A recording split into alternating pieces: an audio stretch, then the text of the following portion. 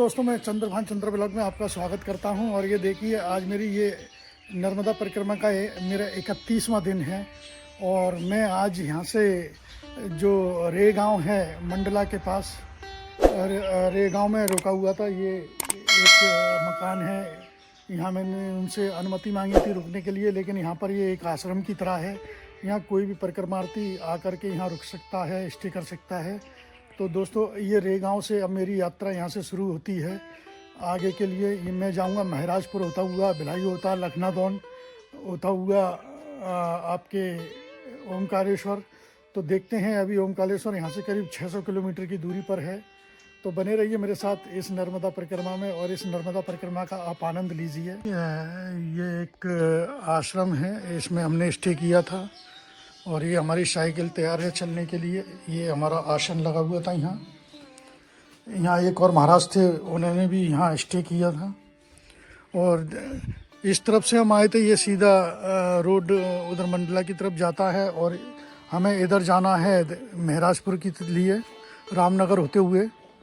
यहाँ से मेरे ख्याल से रामनगर करीब 18 या 20 किलोमीटर की दूरी पर होगा।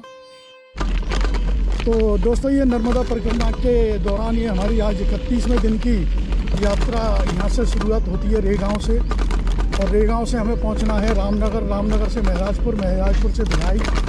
तो देखते हैं शाम को हम 5 बजे तक चलते हैं तो कहाँ तक पहुँचते हैं। जहाँ भी हम होगा 5 बजे के बाद वहाँ स्टे करेंगे। और सुबह का समय है, आप सभी लोग सोए हुए हैं। अभी 7:30 बज रहे हैं, सूरज भी हल्का हल्का निकल आया है।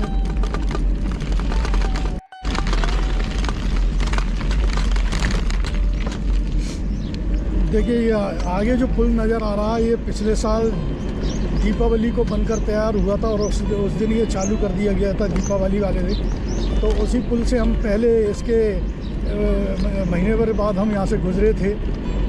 और आज फिर हम दोबारा से उसी पुल से गुजर रहे हैं।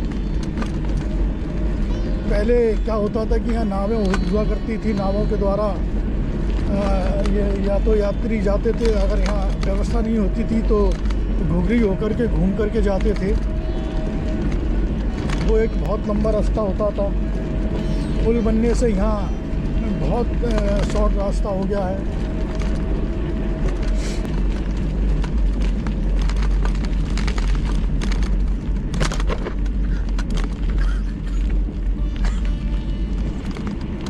अभी घाट सेक्शन है, आप आगे देख रहे हो पहाड़। इस पहाड़ पे होकर के हमें निकलना है। तो हमें साइकिल पैदल लेकर के जा रहे हैं। ये 2 किलोमीटर जहाँ हमने स्टे किया था, वहाँ से 2 किलोमीटर के बाद ही ये घाट आ गया है।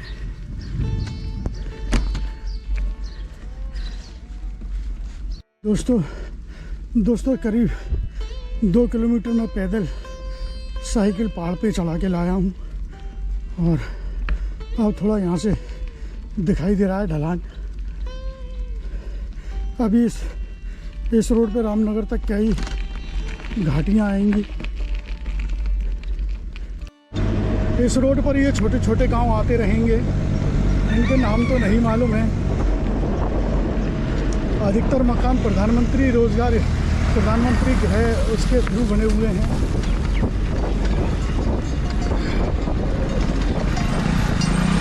ये देखिए, गाय रास्ता ही नहीं दे रही है।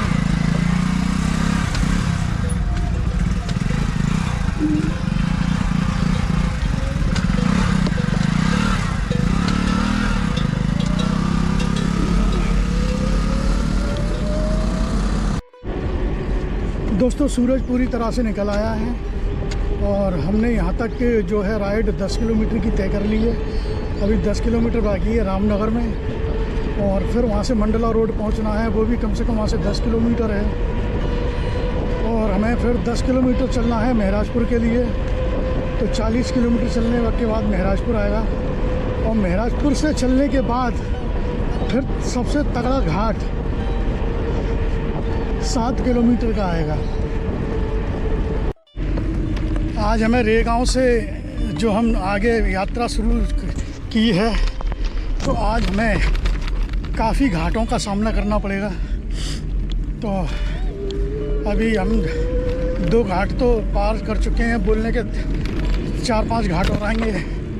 एक तो बहुत तगड़ा घाट आएगा। तो दोस्तों, और महराजपुर के बाद तो 7 किलोमीटर का सबसे बड़ा घाट आएगा, और उसको हम देखते हैं कि आज हम उसको पार कर पाते हैं कि नहीं, क्योंकि वो बहुत लंबा घाट है, इसलिए हमें वहाँ पहले पहुँचना होगा समय से। अगर लेट पहुँचे तो इसलिए हमको फिर रुकना पड़ेगा, क्योंकि रात हो जाएगी, वो अंधेरा हो जाएगा उस दौरान। नर्मदे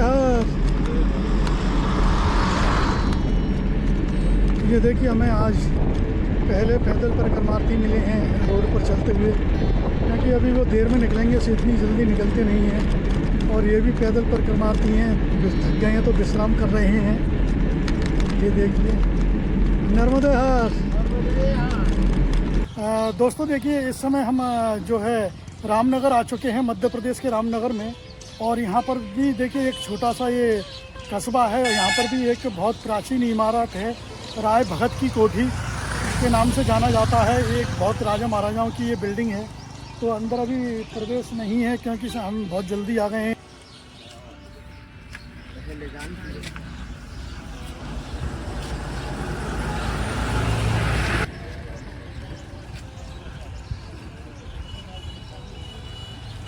और ये हम आए थे घुघरी, यहाँ से 19 किलोमीटर है, रेगांव 21 किलोमीटर है।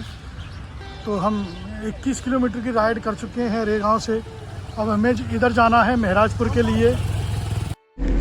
और ये दोस्तों देखिए, इस समय हम रामनगर, मध्य प्रदेश रामनगर आ चुके हैं, जो कि महराजपुर से पहले पड़ता है। और दोस्तों, यहाँ काफ़ी प्राचीन इमारतें हैं, सामने भी मुझे दिखाई दे रही हैं, लेकिन हम दूर हैं वहाँ से। तो एक ये कस्बे, एक छोटा सा कस्बा है, लेकिन फिर भी यहाँ इस तरह की इमारतें हैं राजा महाराजाओं की।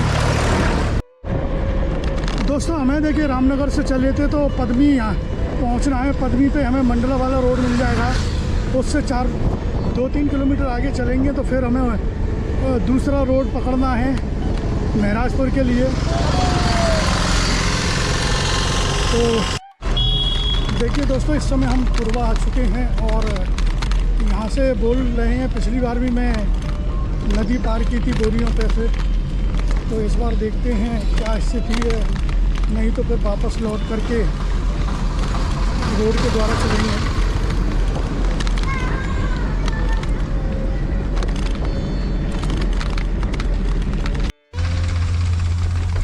देखिए भैया, देख कह तो रहे हैं साइकिल निकल जाएगी, लेकिन मुझे तो उम्मीद नहीं है। वैसे पुल बनना है, जा रहा है यहाँ पर। ये बंजार नदी है और सीधे हाथ पर ये मैया जी हैं, और यहाँ संगम स्थल है इनका।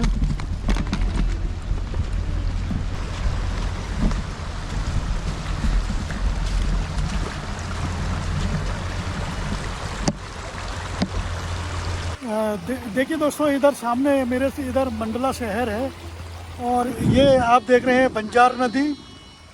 तो इस नदी को मैं पार करूंगा। ये थोड़ा सा पानी है, तो मैं देखता हूँ निकलता हूँ कि नहीं तो फिर पुल से चलना पड़ेगा मुझे। ये नर्मदा जी हैं, ये नर्मदा जी हैं। और ये यहाँ ये जो नदी है बंजार नदी है, ये यहाँ से संगम स्थल है।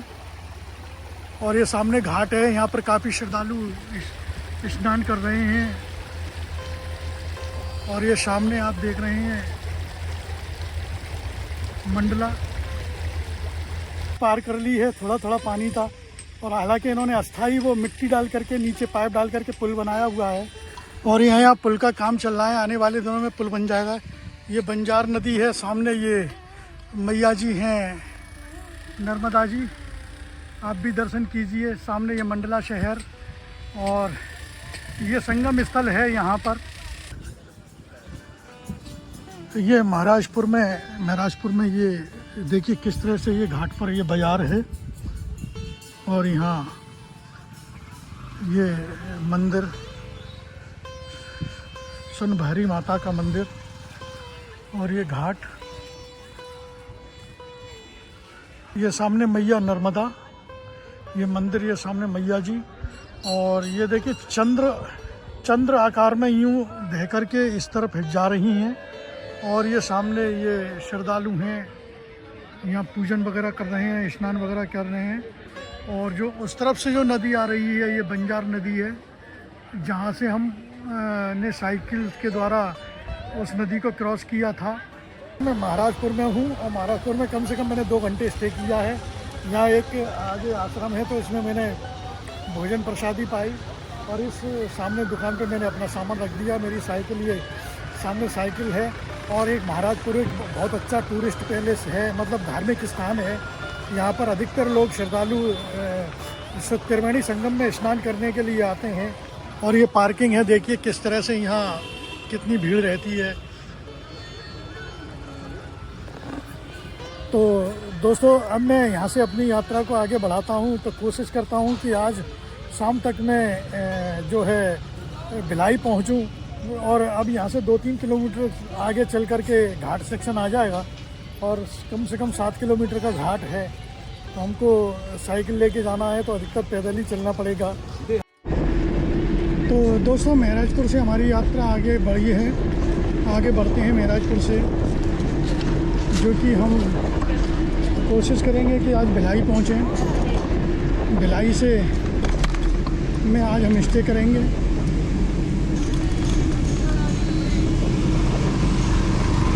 तो 3 किलोमीटर हम आगे आए तो घाट प्रारंभ हो चुका है।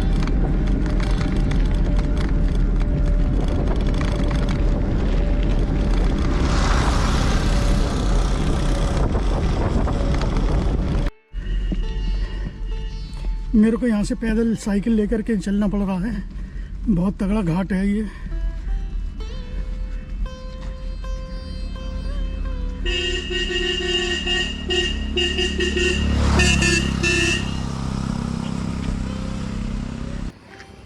देखिए दोस्तों, मैं इस समय घाट सेक्शन में चल रहा हूँ और ये 7 किलोमीटर का लंबा घाट है। और मैं आपको दिखाता हूँ, मैं यहाँ सिर्फ अकेला ही चल रहा हूँ। इक्का दुक्का कोई वाहन आ जाते यहाँ आ जाते हैं। पूरा ये जंगली इलाका है। और यहाँ से 40 किलोमीटर दूर कान्हा नेशनल पार्क है, जो जीव अभ्यारण्य के क्षेत्र कहलाया जाता है। और यह देश का माना हुआ टाइगर रिजर्व पार्क है। ये हम इधर से आए थे और ये पूरा ये जंगली एरिया है और हमें इस तरफ जाना है। और देखिए, मेरे को आपको भी यहाँ कोई नज़र नहीं आ रहा होगा।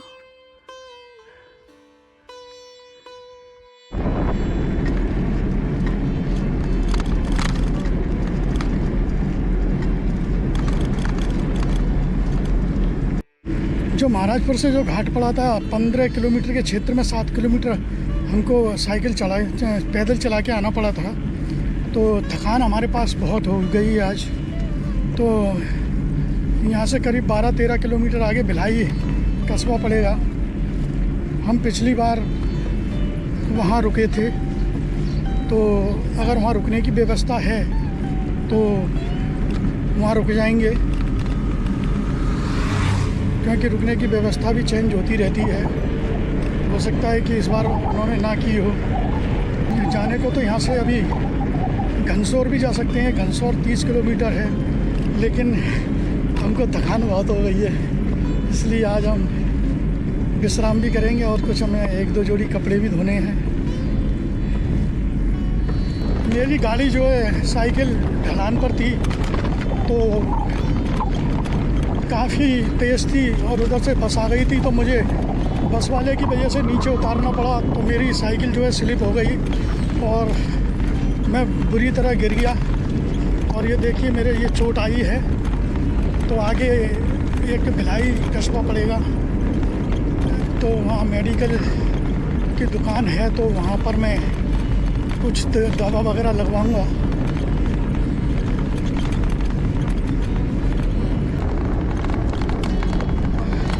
भिलाई अभी यहाँ से 7 किलोमीटर दूर है। मेरे वो तो अच्छा हुआ कि मुझे ज़्यादा चोट नहीं आई है, सिर्फ कोहनी में की बस खुरचट है।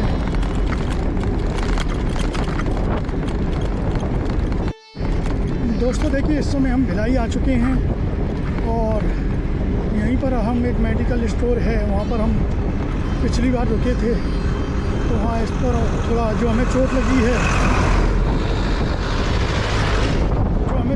उस पर हम मलहम पट्टी कराएंगे। अगर रुकने की व्यवस्था हुई तो वहाँ स्टे भी करेंगे, क्योंकि दर्द हो रहा है काफ़ी। नर्मदे हर दोस्तों, देखिए आज मैं सुबह रे गाँव से चला था अपनी साइकिल यात्रा को साइकिल लेकर के। तो दोस्तों वहाँ से करीब मैं 60 किलोमीटर की राइड कंप्लीट कर चुका था। तो महाराजपुर से आगे एक कस्बा पड़ता है भिलाई। भिलाई से करीब 7 या 8 किलोमीटर पहले मेरा एक्सीडेंट हो गया। हुआ क्या था कि मैं उधर से आ रहा था तो मेरी साइकिल ढलान पर थी और इधर से बस आ रही थी। बस वाले ने मेरे को ज़रा भी जगह नहीं दी, मुझे कच्चे में उतारना पड़ा और मेरी साइकिल स्पीड में थी तो वहाँ गिट्टियाँ थी तो मेरी साइकिल स्लिप हो गई। तो मुझे काफ़ी चोट आई है, लेकिन हाँ ये है कि गनीमत है कि मेरा कोई फ्रैक्चर वैक्चर नहीं हुआ। तो दोस्तों मैया की मेहर है कि मैं सही सलामत हूँ। और ये देखिए मेरी ये बाजू में चोट है। तो मैं अपनी यात्रा को बरकरार जारी रखूँगा और 7-8 दिन में मेरी ये यात्रा कंप्लीट भी हो जाएगी। तो दोस्तों अगर मुझे तकलीफ़ अगर हाथ में ज़्यादा हुई कल तो मैं विश्राम करूँगा 1 दिन और, नहीं तो मैं अपनी यात्रा को, मैया की मेहर है, कोई दिक्कत नहीं है, ऐसी चोट वोट तो लगती रहती हैं, अपनी यात्रा को जारी रखूँगा। तो बने रहिए मेरे साथ इस नर्मदा परिक्रमा में और इस परिक्रमा का आप आनंद लीजिए और मैं आपको ये यात्रा पूर्ण करके ही मानूंगा। 7-8 दिन बचे हैं और आज मेरा 31वां दिन था जो मेरे साथ ये घटना घटी। तो दोस्तों अब मैं आपसे विदा लेता हूँ